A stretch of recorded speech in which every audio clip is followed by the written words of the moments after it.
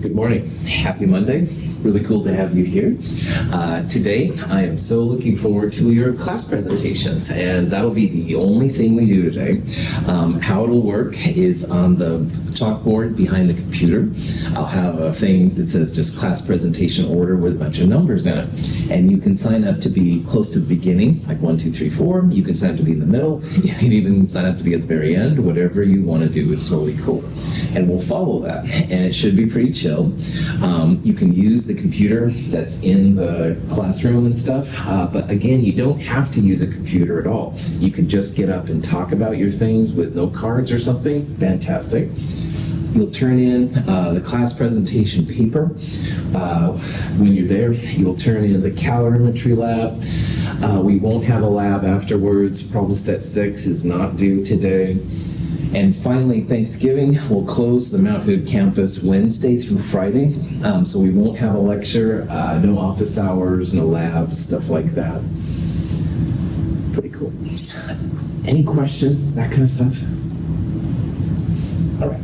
So today, we're going to see how electrons are placed around atoms. And we're going to talk about diagrams that look like this. Now, when you see this 1s, 2s, 2p, 3s, etc., the nucleus, you can think about it as being under the 1s. And then depending on how many protons there are, you'll have an equal number of electrons. Each of these is an orbital. Each box is an orbital. And so the 1s has just one orbital, but 2p has 3 orbitals.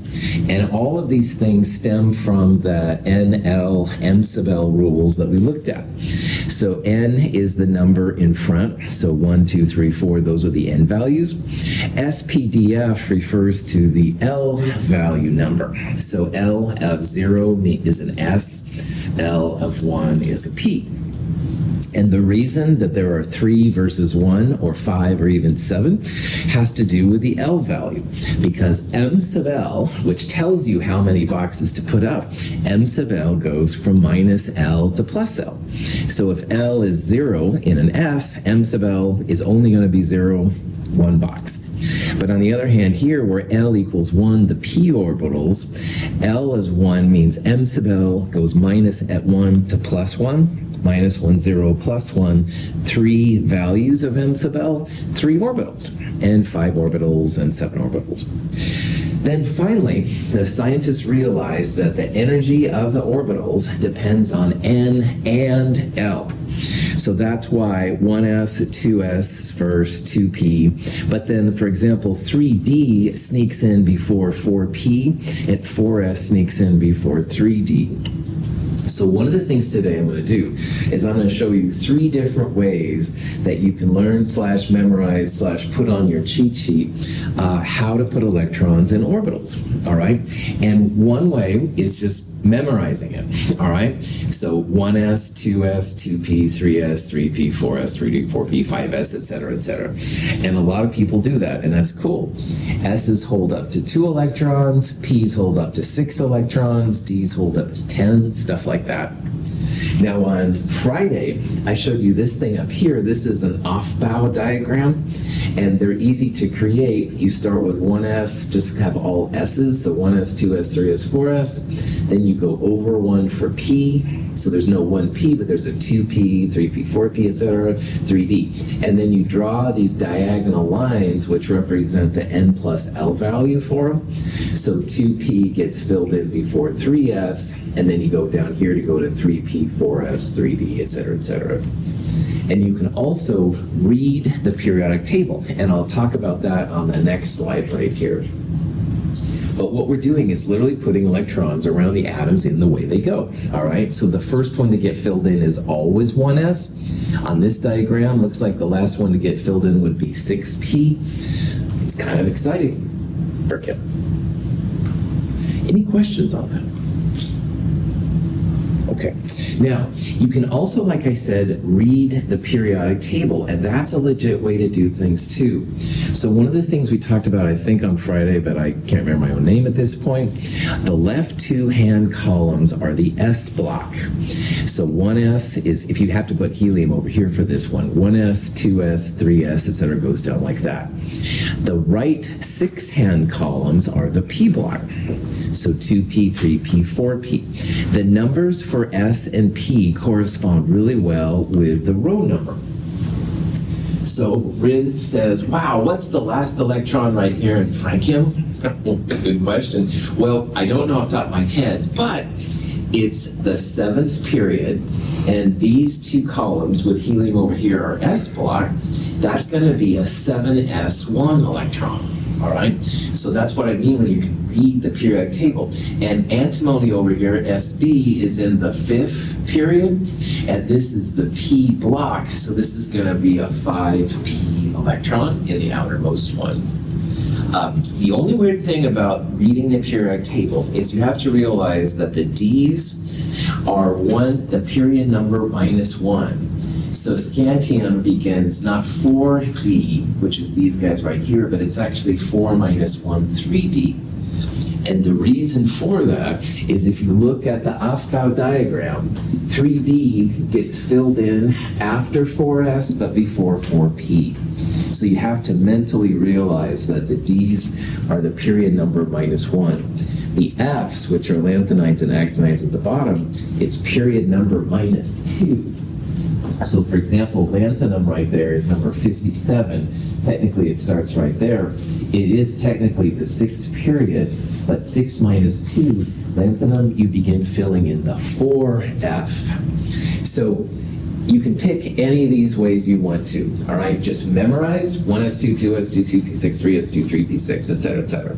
And that's legit. You can use Aufbau diagrams, which is you draw it real fast on a napkin, all right, and just kind of diagonally connect them. Or you can read the periodic table, and these are all good ways to figure out how this is done. Questions? Would the D bottoms be groups 5, A, J, A? The D's are on this periodic table, Kevin, it's 3B through 2B. It's kind of this little group right here. Okay, so it's transition. Yeah, the transition metals, that's right. The transition metals are the D blocks, and the lanthanides are 4F, and the actinides are 5F. Good. I was thinking of the P blocks when I said 5 through 8. Oh, right on. Yeah. No, that's legit. These, the main group elements, quote unquote, are the 2 left and the 6 right. And those are the ones that follow the period number, basically. So, good. Excellent question. Other questions? Okay. So, let's talk about lithium. Woohoo! Nirvana, great song. No, just check. Lithium is an atom. We've known from the periodic table that it has an atomic number 3. That's the whole number right here. It's blue on this periodic table. And like we've seen before, the atomic numbers represent the number of protons. So in a neutral atom of lithium, how many electrons will you have? 3, my man. Protons equal electrons when they're neutral, all right? So we have 3 electrons to put around this atom. Now you always start at 1s, always on these, and s's hold 2 electrons. So for the 3 electrons, we'll put 2 in the 1s, and then if you go to the next one, we'll take 1 electron in the 2s. The 2s holds up to 2, but we only have 1 more electron to throw in there. So lithium is a 1s2, 2s1 electron configuration. And if you add up the superscripts, 2 + 1 = 3. 1s2, 2s1 is called spectroscopic or SPDF notation. And it's a nice shorthand way to show how electrons get placed around the atoms. You can keep going though a little bit. This is an example of what's called orbital box notation. And you draw out like a circle or a line, whatever, for 1s, one for 2s, 2p's would have 3. Now the first 2 electrons are going to go in the 1s. And we talked about how the spin quantum number is spinning with or against the field, up arrows and down arrows. So when you put your arrows in, you want to have an up arrow first and then a down arrow next to it if you need it. Up and down, they cancel each other out. That would be a diamagnetic part. But the atom overall is paramagnetic. That odd electron has a lot of reactivity. If you put this into a magnet, there will be an attraction for that electron to the magnet. So if there's even one unpaired electron, we're going to call it a paramagnetic ion. So lithium would be attracted to magnetic fields and stuff, and it has reactivity. Cool. So 1s2, 2s1 is the lithium's electron configuration. And you can draw it out to see if it's paramagnetic or diamagnetic. This one has an unpaired electron, paramagnetic. Even one unpaired electron makes it paramagnetic. Any questions? Now, beryllium is right next door, atomic number 4. So that means 4 protons. Neutral atoms have 4 electrons. Now remember, S's can hold up to 2 electrons. Lithium had a 2s1, one more spot for one more electron. So beryllium would be 1s2, 2s2. One more electron goes in the 2s orbital. We can add those electrons up for 4 total electrons. Beryllium is a 1s2, 2s2 configuration. If you figure out the atomic orbital box notation version of it, you'd have a filled 1s2, but the 2s2 now is filled as well. So now note that every up electron has a down electron, up has a down. If every up has a down, then it's considered a diamagnetic atom. So beryllium is almost inert when it comes to magnetic fields. Every up electron has a down. There's no attraction or repulsion to electrons. Beryllium's reactivity is quite different than lithium's for that reason. So if you have a question, electron configuration, 1s2, 2s2 is probably the easiest way to go. But if you want to be sure, and if you want to see about the magnetism, having an orbital box notation, which is what this is right here, will allow you to tell if you have any unpaired electrons. And finally, just to be honest, most of the atoms, the neutral atoms on the periodic table, most of them are paramagnetic. We'll go through a lot of examples, and most of them will be paramagnetic. But there are some here, like beryllium, where every up electron has a down electron. Those would be diamagnetic. Questions? Awesome. All right, boron, right next door. Atomic number 5, 5 electrons total. Remember, you always start at 1s. S's hold 2 electrons. We're now going to get into the p's, 2 p's. Every time you see a p, you have up to 6 electrons. Likewise, D's will hold 10, F's will hold 14, etc., etc. So, starts off the same, 1s2, 2s2, like beryllium, but now the next orbital to be filled in is 2p, so 2p1. So boron has a 1s2, 2s2, 2p1 electron configuration. And when you do the orbital box notation, 1s and 2s are filled up and down together, but 2p1 right there, that's an unpaired electron, and there's no corresponding down arrow for it. So boron is a paramagnetic atom. It should be attracted to magnetic fields. You need a little bit of boron in your diet, which is kind of cool. Interesting uses of boron, but cool. Okay, carbon is next on the block. It has 6 electrons total because its atomic number is 6, which means 6 protons. We're talking about neutral atoms, blah, blah, blah. 1s2, 2s2 is the same. 2p2 would be the next bar. So 6 total electrons. And again, remember, you can always add up those superscripts to see how many electrons you have. So 2 plus 2 plus 2, 6 electrons. Good to go. Now, orbital box, there's a new twist on things we need to talk about here. Because 2p2, you could put this electron in this box as a down electron, all right? So you could have an up and a down, like in this box, but notice how I've drawn each electron in its own box. And one of the things I was battling about on Friday is that if you have a brother or sister in a house, you can be in the same room, all right? You can share a room with your brother or sister or somebody, but it's kind of nice sometimes to have your own room. You can put up your own posters and have your own music playing or whatever. And electrons are kind of the same way, and this is what I was referring to.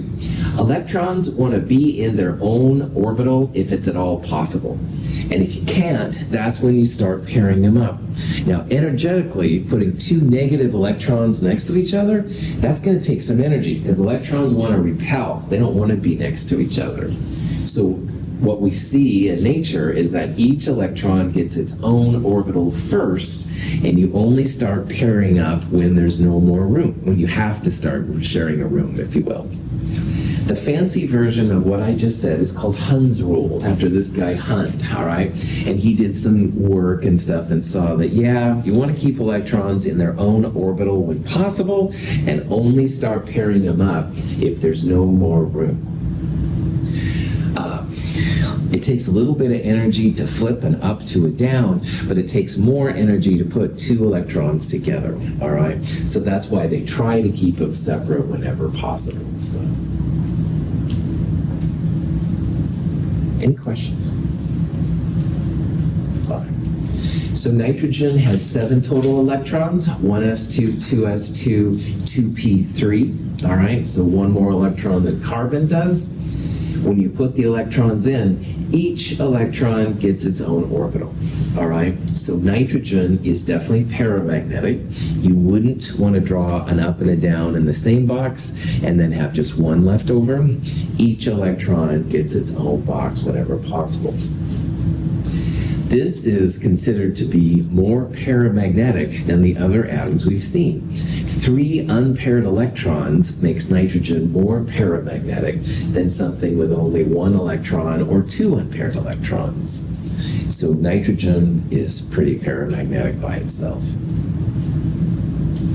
Oh, let's keep going. Oxygen. Seriously. Oxygen, of course, we breathe it, stuff. 8 electrons total because the atomic number is 8. So nitrogen was 1s2, 2s2, 2p3. Oxygen will be 1s2, 2s2, 2p4. All right, just one more electron. Remember, the p's can hold up to 6 electrons, 3 orbitals, and 2 electrons per orbital. Now, at this point, we have to start pairing electrons. So at this point, boy, your brother, sister, somebody has to live with you, has to be in the same room with you, and you can do it, all right? It's not impossible, it's not as cool, but it is possible. And oxygen, you have to do it. So you can see here, oxygen is still paramagnetic. It has 2 unpaired electrons, all right? And you could draw this as having an up and a down in the same box, but you try to keep the electrons in their own orbitals wherever possible. So oxygen is paramagnetic. We're starting to pair now because that's what you need. Any questions? Fluorine is 1 more electron, so 1s2, 2s2, 2p5 for 9 electrons total. That extra electron now will pair up a second orbital. So the 1s, 2s are full, 2 p's, 5 means 2 of the orbitals are full. But again, even 1 unpaired electron makes it paramagnetic. So fluorine is also paramagnetic. It's not as paramagnetic as oxygen with 2 unpaired electrons, and it certainly is not as paramagnetic as nitrogen with 3 unpaired electrons. But even 1 unpaired electron is going to make it paramagnetic. So it'll be attracted to magnetic fields, all that jazz. And then finally, finishing off that group is neon, 10 electrons total. P's hold up to 6, 1s2, 2s2, 2p6. And at this point now, every up electron has a down, All right, so 1s2, 2s2, 2p6, everything up and a down. The energy to get to 3s is higher, so that would be more than neon would usually be. All right, you always want to keep them at the lowest level possible for what we're doing, and don't worry about the upper ones because it's usually prohibitive. But neon is diamagnetic. So of the elements we've seen so far, beryllium and neon were both diamagnetic, but all the other, well, helium would be diamagnetic too, actually, but all the other ones should be paramagnetic. So that's why I said if you have to guess, most of the time these things will be paramagnetic. They'll have at least one unpaired electron. Question? Okay. Now, this is the end of the second period. Remember, the periods go left to right. The S's, the 2 on the far left, and the P's, the 6 on the far right. Remember, neon should be above beryllium for this conversation. We've gotten to the end of neon, all right? So 1s2 was hydrogen and helium, 2s2 was lithium and beryllium, and then 2p6, we started with boron, got to neon, bam. Using these rules, you can do all the elements on the periodic table. They get, weirder and longer and stuff, but they are all total doable. And again, you can use Aufbau diagram. You can actually memorize 1s, 2s, 2p, 3s, 3p, etc. Or you can read the periodic table. Those are all good ways to do it. Okay. Here's this little graphic showing the thing. You can see that the nitrogen each gets filled in. Remember, Hund's rule says each electron in its own orbital until there's no more room. So nitrogen has 3 unpaired electrons. Oxygen, you start pairing them up. But you don't want to pair up like a carbon. Carbon, you could put that electron right there and make it diamagnetic. That's not what Hund's rule is all about. Hund's rule says 1 electron per orbital whenever possible. Start pairing up when you need to.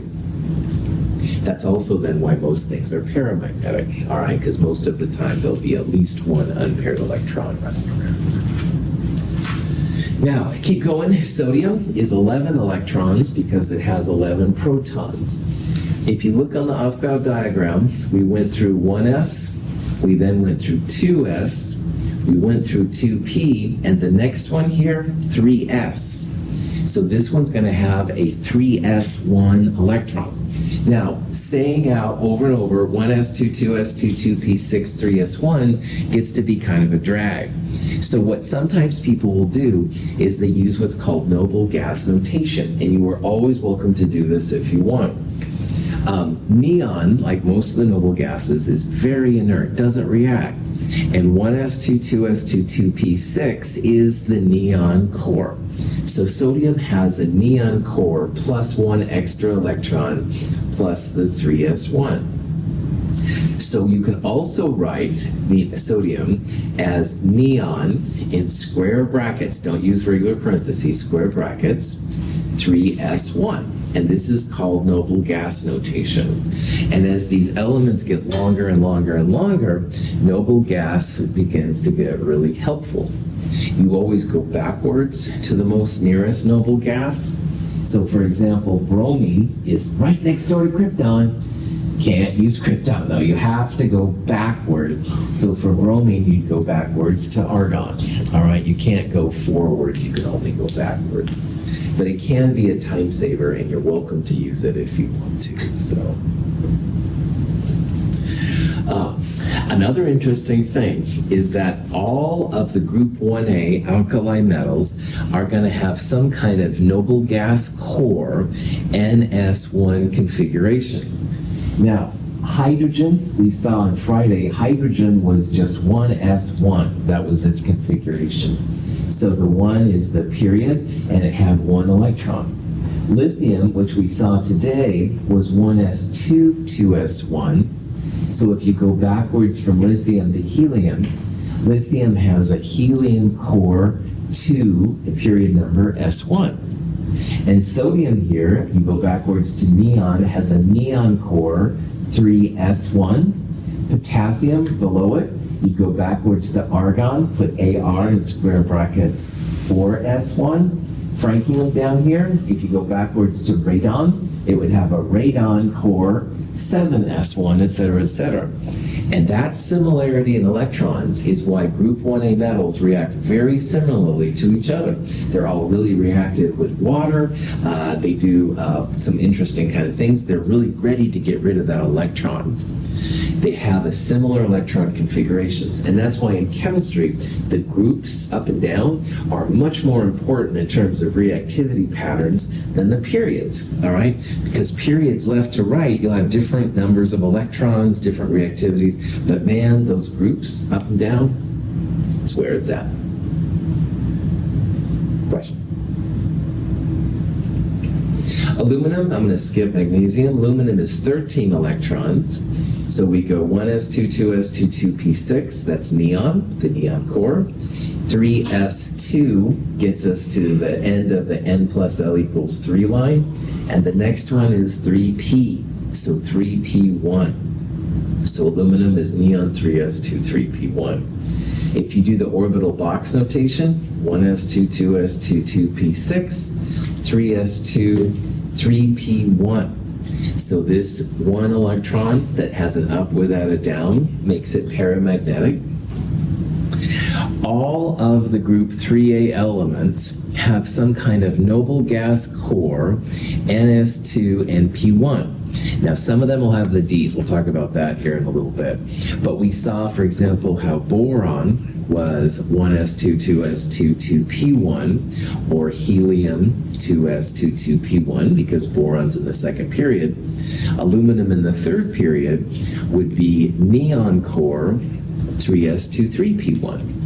So again, boron and aluminum and gallium below it, all that kind of stuff, have a lot of similarities. In indium, thallium sometimes is a little weird, but that's a different story. But the up and down parts of a periodic table are very important to chemists because a lot of times the reactivity will be very similar in that same group. Left to right, not so much so, but sometimes. But up and down the groups, oh yeah. Phosphorus, moving over 2 more electrons, 1s2, 2s2, 2p6, 3s2, 3p3. Again, remember, this number represents the total electrons. So if you add up the superscripts, 2 plus 2 plus 6 is 10, plus 2 plus 3, that's 15. And if you ever get lost in the electrons, that's one way to kind of recenter yourself. But obviously writing a neon core, which is 1s2, 2s2, 2p6 is easier. And then anything past neon gets written as well, so 3s2, 3p3. If you do the atomic, the orbital box notation, here's the filled 3s2, 3p3. Remember, each electron in its own box, own orbital. That's Hund's rule. You don't want to start pairing up electrons until you can't do anything else, basically. And again, the group 5As are similar too. So nitrogen, phosphorus, arsenic, these kind of things have very similar reactivity. So let's say that I wanted you to find me the electron configuration of chlorine, all right? And I'm not going to let you use noble gas notation here, apparently, which you could do in a quiz or exam, by the way. Couple different ways that you could figure out this question, all right? Number one, how many electrons in chlorine? 17. 17, that's right. So again, what all of you I'm sure are doing is looking at the atomic number for Cl. 17 is the number of electrons when it's neutral, all right? So one thing you could do is literally just count electrons. So this one right here, 2 plus the superscript plus 2 plus 5, this is going to be 9 electrons. That's fluorine. Fluorine has 9 electrons. So if you wanted its electron configuration, you would be good to go. Now, another thing to pay attention to, by the way, let's finish that thought. 2 plus 2 plus 6 is 10, plus 2 plus 5, that's 17. This is going to be a pretty good electron configuration there for chlorine. But let's look at the other ones, all right? You can only have 2 electrons in S's. So 1s2, 2s2, you can't have a s5, all right? You could have 3s2, but you can't have a 3s5. So that's got some issues. Count up the electrons here. You're going to have 18 electrons. That's argon. And Chlorine won't have 4s2. Remember, you can read the periodic table. So 4s would be potassium and calcium. So it's not going to be those. So any way you want to do it is fine, but the answer here will be B. You can count the electrons. You can figure out where they are in the periodic table. Chlorine is called a P block element because it's in the last 6 columns right there. Chlorine is in the 3rd period. So because it's a P block, the last electrons would be 3p electrons. All of these kind of ways are ways that you can figure out what's going on. So, any questions on that? Okay. So, S block, P block, D block, and F block. The left 2 hand columns, which does include helium, by the way, you have to put helium over here for this conversation, those are called S block because the last electrons in will be S electrons. Now, likewise, again, remember helium's over here, the last 6 columns, not helium, those are called P blocks because the last electrons in those, like chlorine we just saw, are going to be P. And the nice thing about the S's and the P's is that the period numbers, these numbers on the left, which go left to right, those period numbers equal the number that goes in front of the S and the P's, which are really cool. Now, the transition metals that Kevin and I were talking about earlier are these kind of olive green ones right here, and there are some elements down here in this video. Those are the D block elements. And if you read the periodic table, just realize that it's the period number -1. So this group of D electrons right here, those are all 3D. It's period number 4 - 1. This would be 3p1, 3p2, etc. And then the lanthanides and actinides, which go right there, you take the period number and you subtract 2 for them. So just realize that's kind of how it rolls. The S's and the P's are probably the most important, and you can use the period number on the left-hand sides. Questions?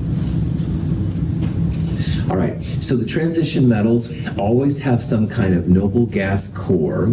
They have so many Ns electrons, we'll show this in a little bit, and they have N-1d electrons. So what the N's are here, those are the period numbers. So one of my favorite elements is chromium, for example. Chromium is a D block because it's here in the middle. It's one of the B groups on this periodic table. The period number for chromium is 4. So what this thing says here, it's going to have some 4s electrons. N is the period number, 4s. And it'll have 4 - 1, some 3d electrons as well. And if you go right below it to molybdenum, molybdenum is group 5, period 5, excuse me. So it would have some 5s electrons and 5 - 1, 4d electrons. So that's kind of what that nomenclature kind of thing says right there. I think examples are probably sometimes better than those kind of things. Potassium, argon core 4s1. Here's the complete electron configuration. And calcium right next door would have 1 more electron than potassium. We're going from 19 to 20. Argon 4s2, or this thing right here. Now, scantium is the first transition metal. It's number 21 right there. And again, it's in this D block right here of transition metals. So scantium is the first one to have a D electron. But again, notice it's not 4, it's 3. And if you follow the Aufbau diagram, you can see how 3p is first, then 4s, but then 3d gets filled in before 4p. So it's just the way these crazy n plus L things work out. No big deal. S's hold 2 electrons maximum. P's hold 6 electrons maximum. Patterns are a big part of all this stuff. So if this is 2 and this is 6, D's are going to be 4 more. So they're going to hold up to 10. And if you count from scantium to zinc, you'll count up 10 electrons. So that's why they call these the D electrons. So if S's are 2 and P's are 6 and D's are 10, how many electrons do you think will be allowed in F orbitals?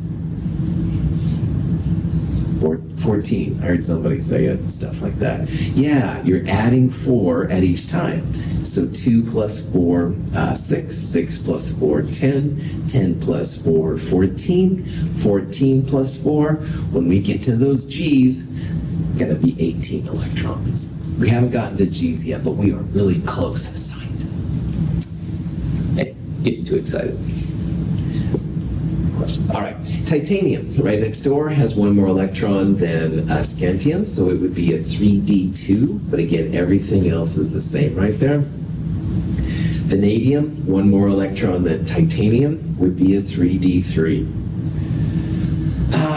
But then we come to chromium, my beloved favorite element, because I love the colors. We've been talking about electron configurations using the N plus L rule. And a couple of the elements don't follow this rule, which is really frustrating as a chemist. So vanadium is a 4s2,3d3, titanium 4s2,3d2. You would expect chromium to be a 4s2,3d4. For whatever reason, and there's lots of debate as to why this is, chromium is actually 4s1,3d5. It's a break in the N plus L rule. Now, the good news is that when you do quizzes and exams and finals with me, if you call chromium a 4s2,3d4, I will give you credit for it. All right, you don't need to know this. But I want you to realize that this is one place where science hasn't figured it out yet. All right, the N plus L rule works really well for most elements, but it doesn't work for chromium. Now, if you keep going, manganese and stuff like that, all these different ones, copper is another exception to the rule. And no one's totally clear why chromium and copper and platinum and palladium and a couple other ones in the transition metals, why they do this, all right? It's really unclear. But anyway, these are what they call the exceptions to the N plus L rule. But again, the good news is if you actually know that chromium is argon 4s1,3d5, outstanding, you get credit. On the other hand, if you just put down argon 4s2,3d4, the expected N plus L rule, totally fine with it, all right? No problems at all. Same thing for copper down here. You would expect argon 4s2,3d9, all right? But instead, it's argon 4s1,3d10 for whatever reason. Yeah, Chris. So for copper, would it be diamagnetic or paramagnetic? Good call. The 3d10 is diamagnetic. Every up has a down. But the 4s1 part makes it paramagnetic because 4s's can hold up to 2 electrons, and under this configuration, it would have only 1. Yeah, so it's going to be paramagnetic. Good question. Again, if you have to guess, most of the elements will be paramagnetic one way or another, all right? It's basically at the end of the periods that you run into ones that aren't. Questions? So no one's quite sure, honestly, why N plus L doesn't work. But it doesn't work all the time, all right? It works more than 90% of the time, but there are some exceptions, and we'll talk about them in problem set 6. But again, I want to point out that the important part is that these are anomalies. I'd like you to know N plus L rule. That's the Aufbau diagram. That's reading the periodic table. That's memorizing it, all right? If you know that, you are good to go. Just realize that it's not perfect, all right? Maybe one day we'll have the Kevin rule, and we'll talk about it, and yes, it does a lot better doing electron configurations, but we haven't seen it yet. There's another set of rules called the Russell-Saunders coupling scheme. Not me, Russell, a different Russell. Darn it! But anyway, it works pretty well for the heavier elements, but it doesn't work very well for the lighter elements. And the lighter elements are more abundant, we use them more, so that's why N plus L is still dominant. But there are exceptions and stuff, just be aware of it. So. Lanthanides and actinides are similar, except that they have F block. So we saw earlier how the transition metals had NSX and N-1D, and the N was the period number. Well, the crazy lanthanides and actinides, to do those, you do N-2. So the first lanthanide, arguably, is lanthanum right there. Lanthanum starts officially in the 6th period. So N would be 6.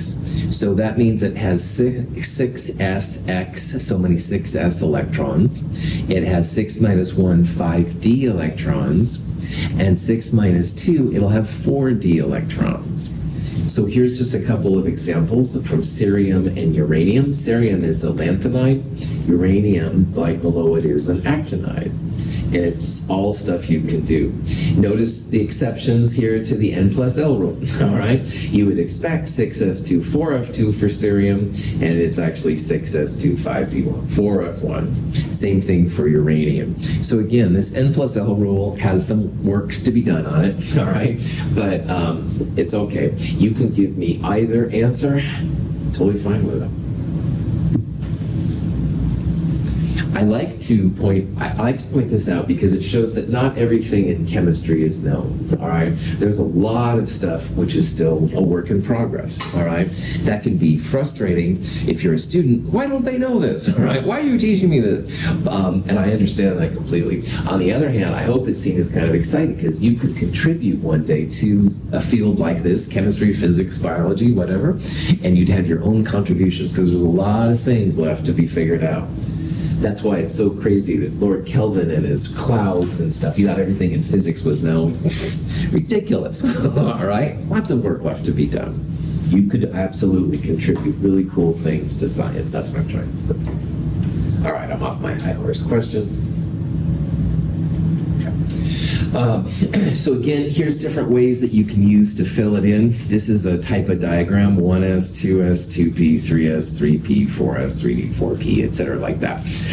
And that's totally great. You can also use Aufbau diagrams. You can read the periodic table. Just knowing how the electrons go in is an important part of this. And one of the things you should do is just figure out a method that works for you. So if I want you to find me the electron configuration for selenium, you'll know to start with 1s, go to 2s, 2p, etc. like that. So, here's just some examples of some transition metals. I'm kind of pointing out some of the differences. Now I'm going to start using electron noble gas configuration because it's kind of a drag to do it because there's so many electrons. So if you wanted to do iron, you'd go backwards to argon, which is the nearest noble gas. After argon, 4s2. And on iron, if you wanted to know, you want to start with scandium. That would be a 3d1. And titanium would be 3d2, 3, 4, 5, 6. So iron is a 3d6 configuration. And I count electrons like that too. All right, I start with scandium, number 1, move away over. Iron's going to be a 3d6. Now, zinc is a little bit easier, and here's why. Zinc is at the very end of the 3Ds. And remembering that the Ds hold up to 10, that means it's going to be 3D10. Cadmium would be 4D10, mercury would be 5D10, stuff like that. Anything at the end of the period will be diamagnetic. So zinc here is an example of a metal which would be diamagnetic. Technetium, which is under manganese, has a krypton core. So technetium is this one here that's cleared out. You go backwards to number 36, which is krypton. Then you go through the 5s2, 1, 2, 3, 4, 5. Technetium has 5d electrons, so it would be a 4d5 configuration. So notice that sometimes, unless you're really hip to it, you can count the number of d electrons to figure out what the superscript is there. Niobium, which is just to the left, would be a krypton 5s2, 4d3. Osmium, which is the next row down, has a xenon core, 6s2. But here's the first example of a lanthanide. Now the lanthanides go all the way over there to the right, and lanthanides hold 14 electrons. So to get to osmium, which is on the other side, it's right there, it's going to have a complete 4F shell. So it would be a 4F14. But then you count over to the right, 6 electrons, 5d6. And finally, meitnerium, which isn't even on this periodic table, I don't think, because it's, oh no, it's right there. Never mind, it is on here. Meitnerium has a radon core, the most nearest noble gas, 7s2 is francium and radium. But here's the actinides now. So the filled actinides needs 5f14, 7 minus 2 is 5. And if you count over, then there's 760 electrons to get to mid-barium. So it's totally possible. The earlier ones, of course, are easiest and stuff, but these bigger ones are good to go too. Any questions? Okay. Now, another thing you can do is you can make ions from the metals, all right? And ions have either fewer electrons that are positive, or they have more electrons and are negative. So anions are the negative ions. So we're going to use phosphorus here to show how this all works. Phosphorus easily makes phosphide, which is P minus 3. And in order to do that, you have to add 3 electrons to neutral phosphorus. Now, phosphorus had a 3p3, and you can have up to 6 electrons in the 3p subshell. So each one of those electrons is going to go in the 3p subshell. So this is the orbital box diagram for phosphorus by itself, 3p3 paramagnetic. Add 3 electrons, they each go in the lowest unoccupied orbital. So one goes right there to fill it up, one goes there to fill it up, one goes there. So phosphide has an argon electron configuration, all right? It has every orbital filled up to 3p. So if you're adding electrons, you literally just put them in the lowest unoccupied space. Like you wouldn't put them in 4s, which would be higher up. You're going to put these just in the lowest space possible. That's going to fill up your 3p. You've got 3p6. Is that cool? Cool. Now, taking electrons away to make cations, you do something similar. So we're going to look at an example here of where we're taking aluminum and making aluminum 3+. Now here's the rule.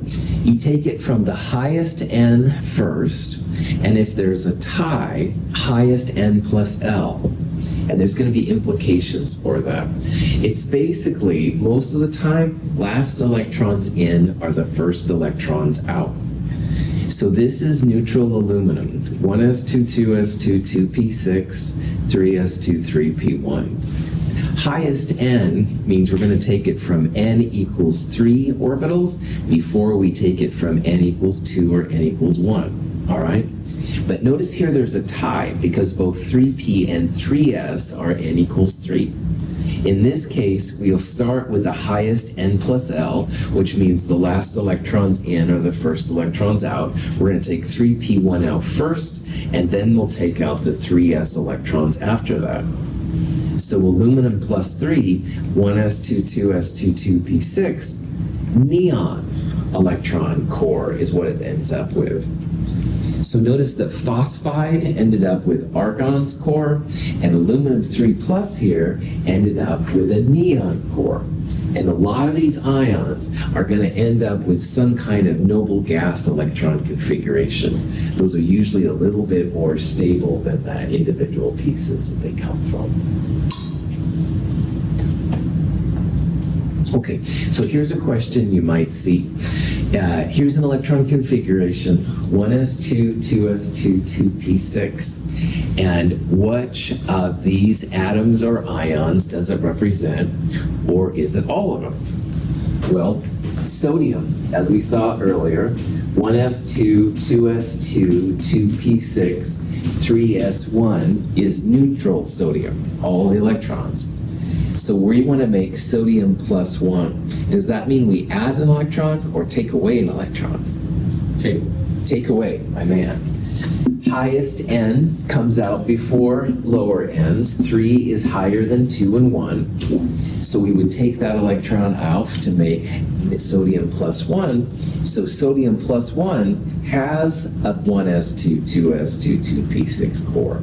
All right?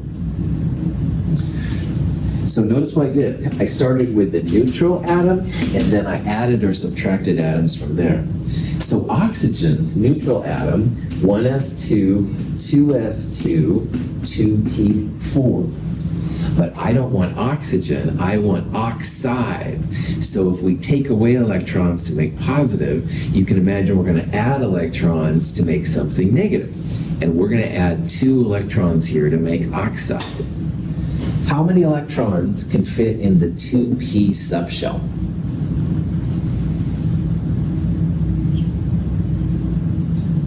All p's hold how many electrons? Okay. It goes 2 plus 4. So 6. 6, yeah. So those extra electrons are going to go in there. P's hold up to 6 electrons. So guess what? Oxide, 1s2, 2s2, 2p6 as well. 1s2, 2s2, 2p6 is the neon core. So just by kind of babbling here a little bit, A, B, and D are all 1s2, 2s2, 2p6. And if you figure out magnesium 2+, you're going to take away 2 electrons from neutral magnesium, the 3s. It also has 1s2, 2s2, 2p6. So all of those have the same electron configuration. They're all 1s2, 2s2, 2p6. A lot of the ions want to be like noble gases. Noble gases are the cool kids in the back of the bus that everybody wants to be like. So, questions? All right. Thank you for being here. Looking forward to your class presentations today at 1 o'clock. Have a great day.